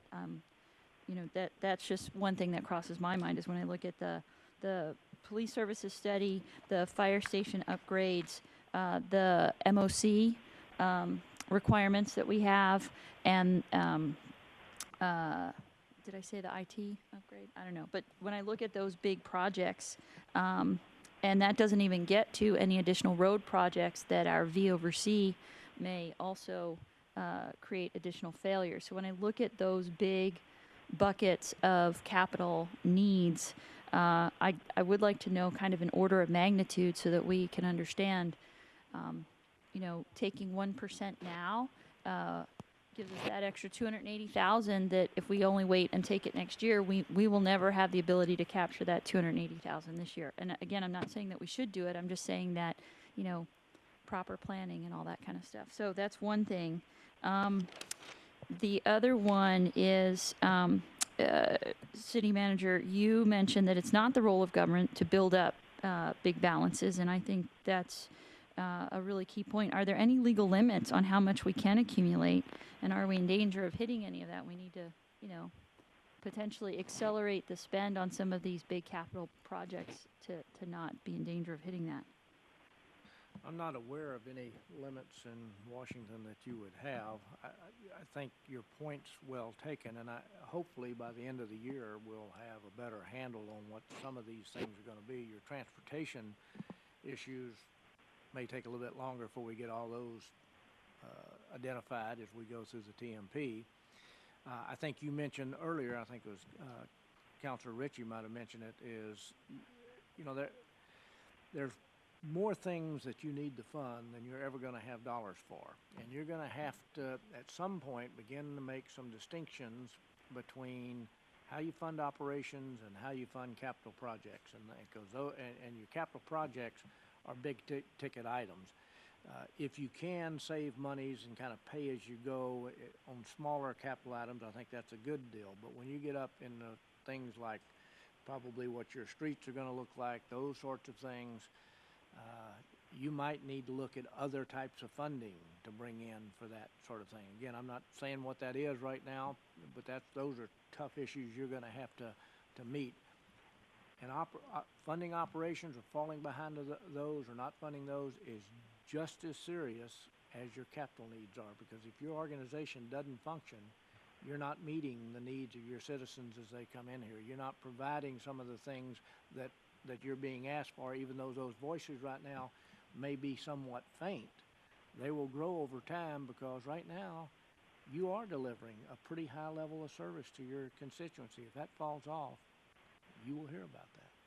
So yeah, there's some tough decisions that lay ahead, and there's never enough money to address everything that you're going to have to be faced with. Well, and not to pile onto that, but does the budget include money for recruiting, not just for the open city manager position, but I know we have a number of vacant positions. So I know that was brought up before as, I think that is part of your efficiency and performance, that you guys have been meeting these high levels of service while you still have, I think it's 10 vacancies right now. So out of the 114, you have what, 10 or 14? 14 open positions. So while we can say, oh, well, you save money because, you haven't filled those positions, what that means is that other people have been picking up the slack and overperforming to cover that. Again, when we look at the long term and retention of employees, we don't want to maintain that. So, do we have money included in the budget for recruiting, or increased, since that doesn't seem to be going very well? There is. Right. How do we fill those positions and keep them? There's a couple of issues here. First of all, let me deal with the recruiting. We are pretty light in human resources, and one of the positions that is in here is we're going to try to augment that with some assistance there, so that, again, when you have an absence or something like that, we can continue things moving forward. With our basic day-to-day recruiting, yes, there is the ability to do that, and we do have that underway. In fact, we were interviewing today for some of those positions. There is some specific money in here for the city manager recruiting, because that's kind of an unusual one, and there's some cost that's going to be associated with that. The bigger question, and I don't have an answer for that right now, is why do we have so many vacancies, and why do those keep occurring? Because the level of turnover in Sammamish right now, just looking at it, is somewhat of a mystery to me. This is a great city, beautiful place to live. That may be part of it, because it costs a whole bunch. And so why we have those vacancies and they keep occurring, I think, is a combination of factors. It does cost to live here. If you're living outside the area, commuting in is a problem, and there's some other things that probably tie into that as well that I won't even get into. But I mean, those are things hopefully we will address here over the next several months and kind of shore that up, so we're not seeing that type of turnover. Sammamish, I think, is a great place to work.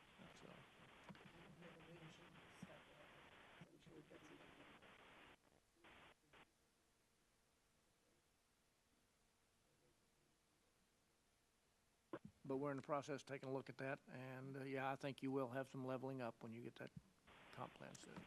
And then I'm sorry, I have a whole list. I'm almost done.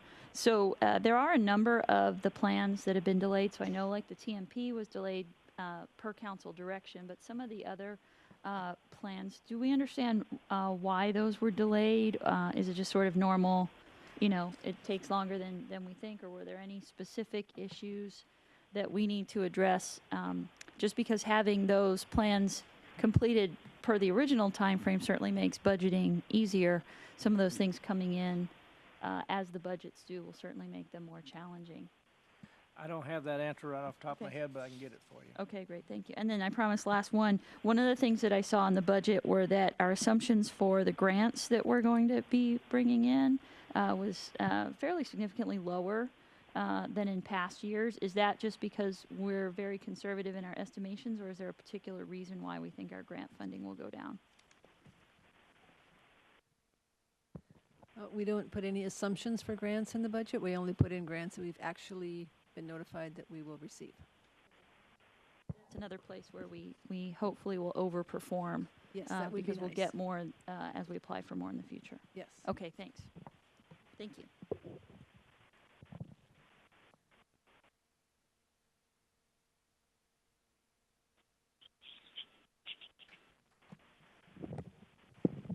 Aaron, can I jump in?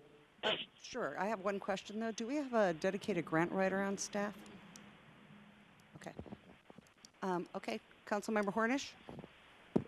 Yeah, I'm trying to figure out where we're at watching online. Are we at the discussion and direction slide as far as should the general fund balance reserve target of 10% be maintained or increased? I want to answer a couple of those bullet questions from my point of view. I guess I have a question about that first target of 10% for the ending fund balance on the general fund. Do we know what other peers do? Do they have it in ordinance, or do we know what they kind of target?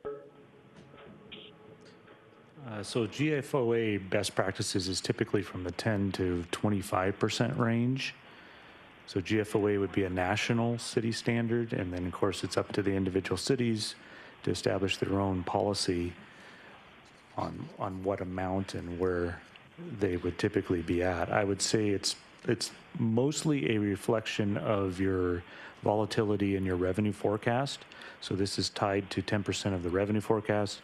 Cities that have more variability in their revenue forecast, such as ones that are more dependent on a sales tax forecast that can ebb and flow with economic times and environments, might set as a policy to have a higher level of reserves.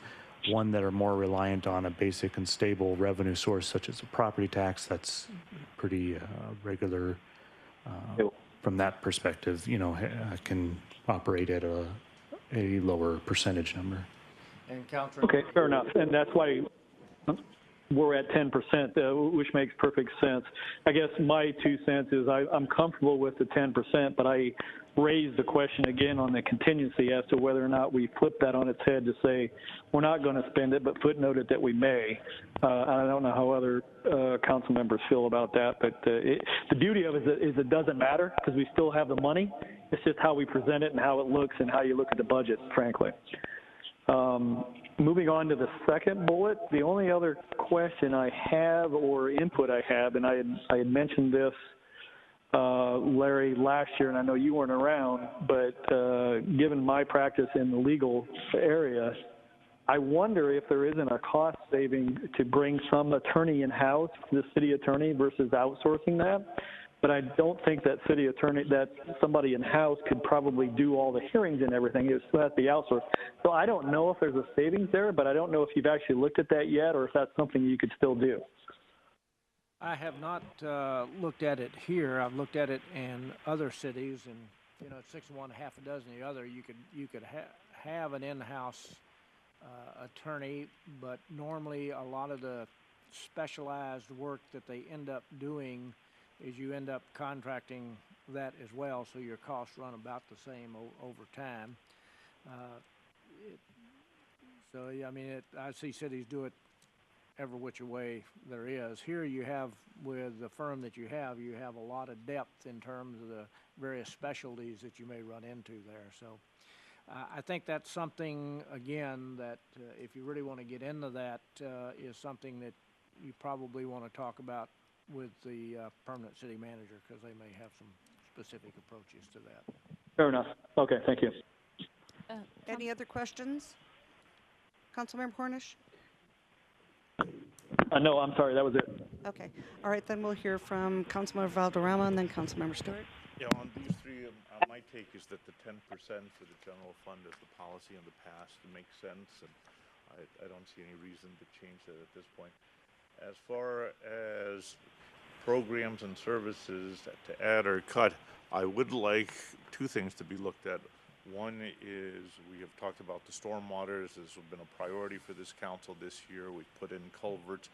Is there another culvert or issue that we should be looking to add for this year, given the emphasis that we're even telling our lobbyists that this is a priority for our city to seek money from the state so that they can see that we have skin in the game additional to what we've done. In the past, I had asked, in 2012, the council had approved a motion I had made to look at an alternative budget of 1% cut so that they could analyze it. I don't think the time's there, but maybe if the finance committee can come back and tell us what they've had. I understand there's been some discussions about that. If they could report back to the full council on what those discussions have been, just to enlighten us as a body of what's taken place there. I'd also like to look at how can we structurally start to change things. This is a longer term exercise. As you've cited in the chart, our two highest expenses are fire and police, soon probably to be flipped. The fire department, as the chief was here a few months ago, said was realizing that their normal model is to look at how many thousands of people you have and you put up more fire stations. They've now hit the point where they realize the partners aren't going to tolerate more fire stations, and they're looking at, okay, how are we going to be changing our model deliveries, different types of stations, and that to sustain those costs and to hold the line more in looking at those as possible. Frankly, I think that's something that hopefully the police study will be given to us, that they start to reanalyze that it's not the same number. And oftentimes they'll say, well, look, Redmond has this many police and we're behind her, that we're a different kind of city. How can we restructure there? How can we look at, I know Aaron had put in as one, can we mow less often the lawns or that? Well, what can we do to deliver an appropriate level of services given the type of city that we are? And so I will challenge that each of the departments start to look at that more effectively, because as Larry had said there, the time between the asks and what we have to sustain are coming quickly to a head that we're going to have to start address so we can be proactive. Doesn't have to be all this year, but we've got to be moving in that process of just taking a look to see what is the effective use and how can we get a bigger bang for our buck that's coming in. And then I think for other proposed revenue or expenditures, I mentioned the stormwater. That's the only one that occurs to me right now at this point that we may want to look at. Thank you.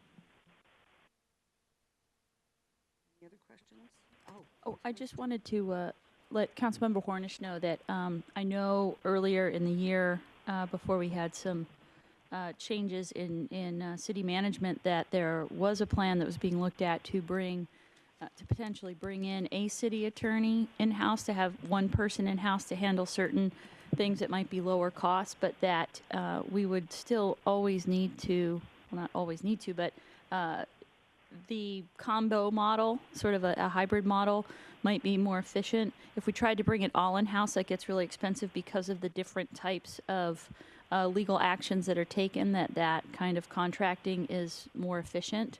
So I know that there was a plan to look at that, and City Manager Patterson pointed out that given the changes we've had, we may have to wait till the mid-biennial to look at that. But there was a plan to look at that would potentially save us some money there, particularly with a lot of the public record stuff that we do, that we might be able to do that less expensive in-house than contracting that out, because that is taking up a very significant amount of time and costing us quite a bit. Either that, or when is the annual look at contracts for legal?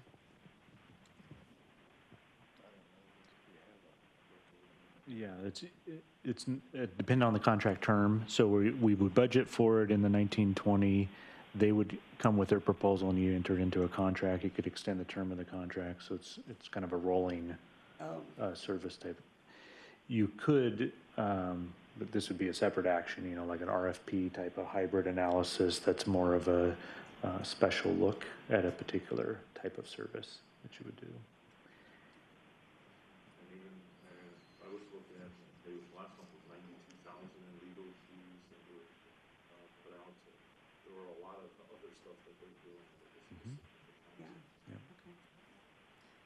Okay, I want to again alert the council. It is now 7 o'clock and we have one page that I know, I think it's your last page that we have, or is this the last page? Karen, I still have comments on this page. I Okay. think we've been talking around that. The only piece I may add is $1.25 so we can get Aaron some training so we don't put so much on each slide. Okay, I think you had, did you have one more slide that you want? Nope, okay. Karen, Kirsty? hear me? Yeah, I still have comments. Okay, then Mayor Melchow, I'm going to let you go ahead. So on that first bullet where you talk about general funds, I just want to understand what this your rationale would be for increasing it beyond the 10%. Christy, can you were breaking up, can you speak louder? Yep. Perfect. And from Aaron, what the rationale would be for increasing that targeted 10% for the reserve. Why? Or so what? Why would we?